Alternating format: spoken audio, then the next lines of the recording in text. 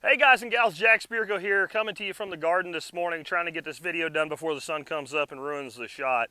Tried to get started earlier. Every time I went to hit record, I got strafed by F-35s. The cool factor of watching those things fly through the air wore off about 7 years ago when I moved in. It was cool for about a day. Anyway, I'm going to do something I don't usually do. I'm actually announcing tomorrow's podcast via video. It's not a typical thing for me to do, but we're going to be staying on the concept of building a better life and building more liberty in your life and understanding the limitations of what you can do politically. So here's what I'm going to say. I am politically, right? I am politically an anarchist. I don't believe that your solution lies by voting for people. I don't believe that you can legitimately give powers to people that you don't already have. In other words, I don't have the power to come take your stuff. So I can't elect somebody to come take your stuff legitimately. That's where I am on this myself. However, I'm going to, for the sake of this discussion, take politics, put it on the shelf, just set it aside and let it go.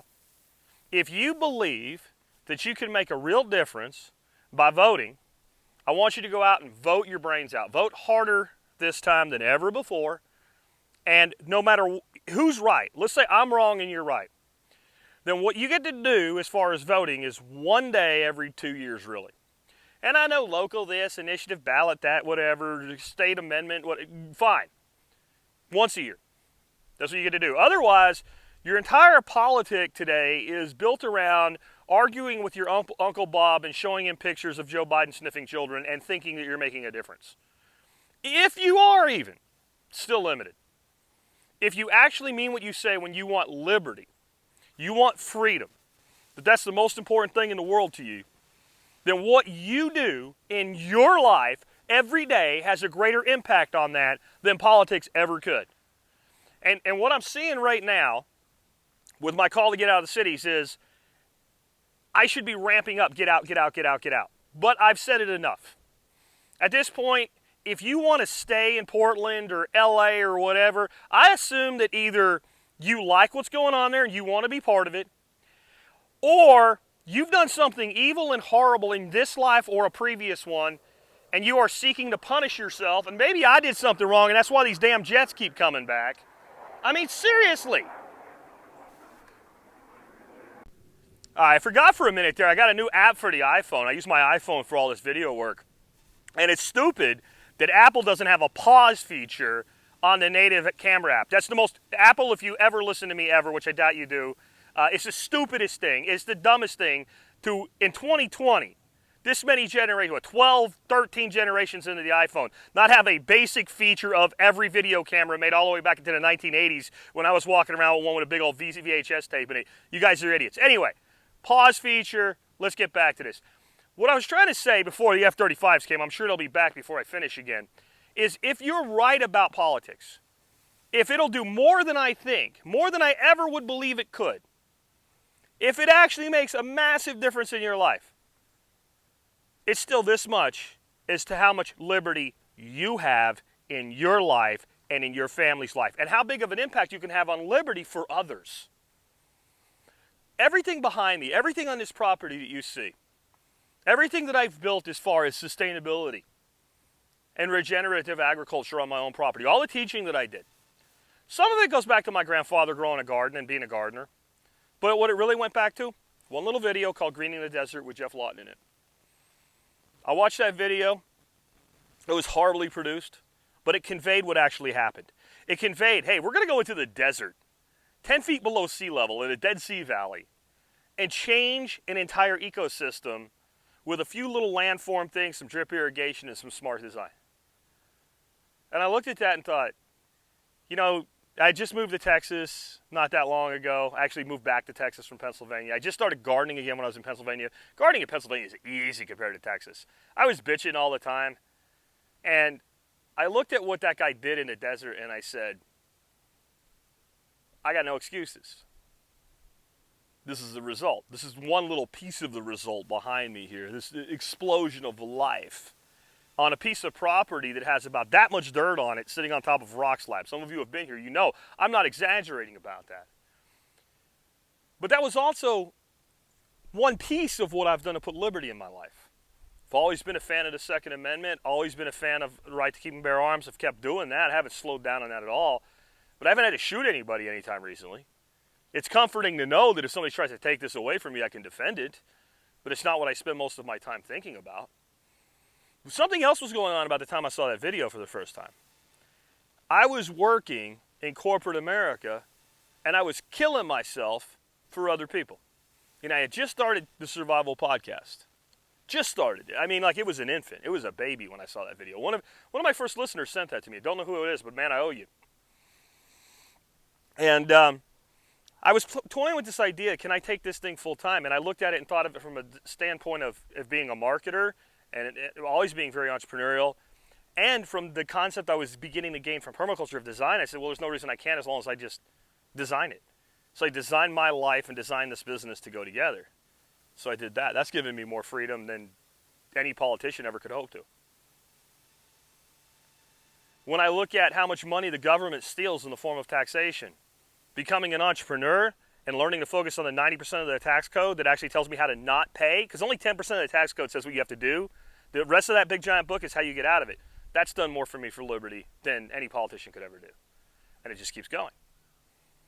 And when I talk to my audience, again, YouTube's a small piece of what I do. My main form of media that I put out is an audio podcast. And you can find that at tspc.co. And that audience is massive. And I hear from that audience daily. A couple, 3 dozen people a day just saying, hey, here's what I've been doing in my life. You know what I haven't heard yet? Politician named insert the blank made my life better. But I've heard a whole lot of, I've made my life better. So tying us back to this call that I've been doing in this series of videos of get out, get out, get out, talking about these flashpoint cities. If you're going to build all this, why would you build it in a place where it's at risk from day one and where parasites are pulling off additional tax dollars from you from day one? Why wouldn't you find a place with a low tax footprint and a low government footprint to grow both your food and your life? That's what we're going to be talking about in tomorrow's episode of the podcast. I'd love to hear from you guys. You can email me at jack@thesurvivalpodcast.com.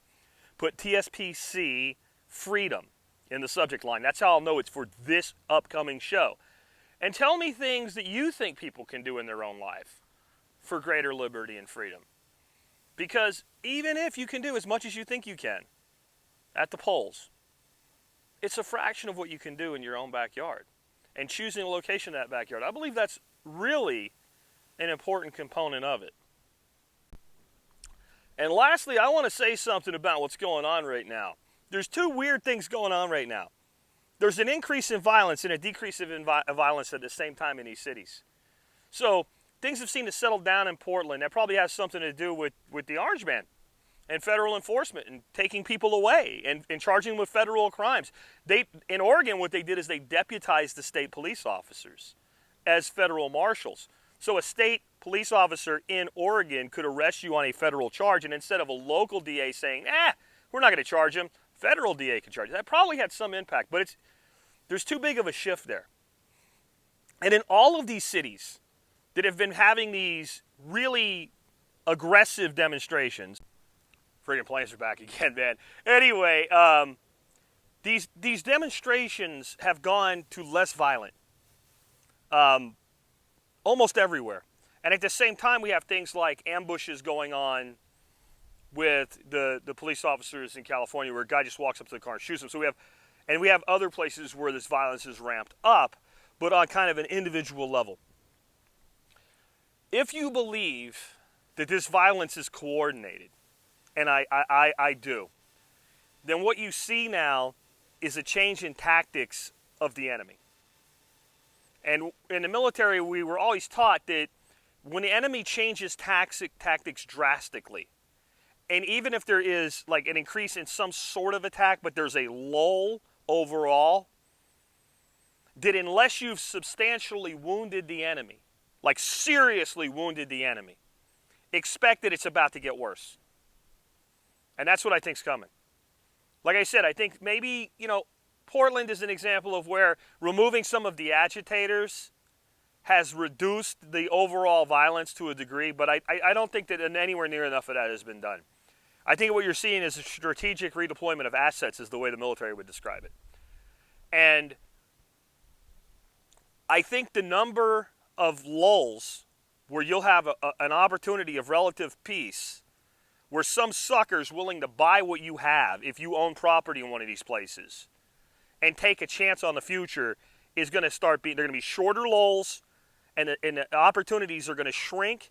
And I think by year's end, it's going to be almost impossible to sell a property and get anything out of it compared to what you could get for it today, as bad as it might be today. So I want to reiterate that my call to get out of these places isn't just sound the retreat, run away. That's not what it's really about. It's about, number one, if you actually are going to build a business, a life, a property, something of meaning and value, you should build it in a place of relative security starting out. You shouldn't take a risk in a place that's already predisposed to say it doesn't want your kind around, because that's the message I'm getting. If you're for freedom and liberty and independence and taking care of yourself, we don't want you here. Fine, leave and let those people try to survive without you. But the other side of it is just a tactical decision based on quality of life long term. Because here's what I believe. If somehow we're spared this basically a distributed guerrilla civil war that seems like it's coming, if we're spared that, if you guys on the right get your wish and Trump is reelected, and after an initial swell it settles down, law and order is restored, blah, blah, blah, blah, blah. These cities are still circling the toilet bowl, and they're not going to stop. They're still going, they're going to flush. And it is past the optimal time to strategically relocate, but there's still time to strategically relocate, maybe not as optimally as you could have 2 years ago. When, by the way, 2 years ago when this wasn't going on, I was saying to do it then. 8 years ago, I was saying to do it then. 12 years ago when I started the podcast, I was saying to do it then. So if this offends you, and I know it offends some people, and I find it bizarre that a guy giving his opinion offends you. But there's one more thing I want to say about this relocation thing. That I need you guys to grasp this. Stop being afraid of immigrants. Fear of immigrants, right? And we usually think of the southern border with, Mexico and, people from El Salvador and Nicaragua and Honduras coming across the southern border when you hear that. But this fear of immigrants from, California is stupid. Don't California or Texas, whatever. A little statistic that I picked up over the weekend. Of people that came to Texas from California who voted in the midterm election, 58% of those people voted for Ted Cruz over Beto O'Rourke. And that race was thin.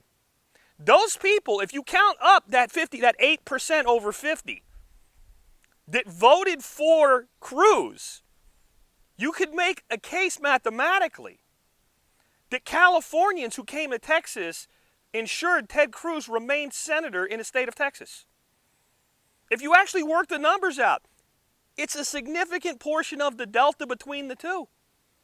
They contributed to keeping a Republican office. Why would that be the case? They're from California. They're crazy liberals. Because as I keep trying to tell you guys, there's two ways people move. By necessity and by choice. Anybody listening to me or anybody like me about moving is moving by choice. That's why I'm telling you to do it now. And I'm telling people, find a place that's already like who you are and go there. Not because I don't want places to change, but because I think that's the smartest thing you can do for you, no matter what your politics are. But when people leave California because they're tired of California, they're not bringing California politics with them. They're people that are disgusted, that are fed up. And this is what I keep saying. You guys in these states, that you're playing the political game and you're worried about being taken over by the left and you're not there yet. These people that come from other places because they're fed up are the best thing for you. You need to be attracting them. You need to be courting them. You need to be bringing them in. And you need to separate in your mind that person from the person who worked for some firm in California and the firm got tired of California stealing their money. And the firm decided we're going to relocate to Atlanta, or we're going to relocate to Dallas, or we're going to relocate to Charlotte, or whatever. So they moved, and then a lot of those people came along for the ride because I want to keep my job, and my company moved. And they offered to relocate me, and they offered to let me keep my job. That is a totally different demographic than people who are like, I've had enough of this shit and I want out. Those people are not your enemies. Just as those people, when they come from another country, are not your enemies.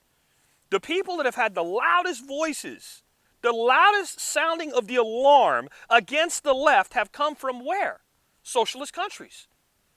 They've come from the former Soviet Union. They've come from Belarus. They've come from and different types of police states, not just necessarily Marxist police states. They've come from South Africa. They've come from Cuba. They've come from South America. And they've said, you don't see what's happening. I've already been there. So stop fearing people from California and Oregon and Washington State who have said, I've had enough of this. Because they tend to be more for what you claim to be for than you are. Anyway, tomorrow's episode will be all about building the better life, the concrete actions you can take in your life. You'll find it at tspc.co tomorrow. Today is Monday, so that will be Tuesday of this week. And when I get that episode published, I'll come back and edit the notes of this video, and I'll link to it in the video notes. So if you're any time after, I think today's the 14th, I think, so the 15th or greater, something like that, you'll be able to find it in the video notes. Until then, I want to hear from you. Let me know in the comments below, or send me that email to jack@thesurvivalpodcast.com with TSPC Freedom in the subject line. Tell me what you've done or what you think others can do through concrete action to build greater liberty and freedom in their life. Sorry about being a little discombobulated. The airplanes made that happen.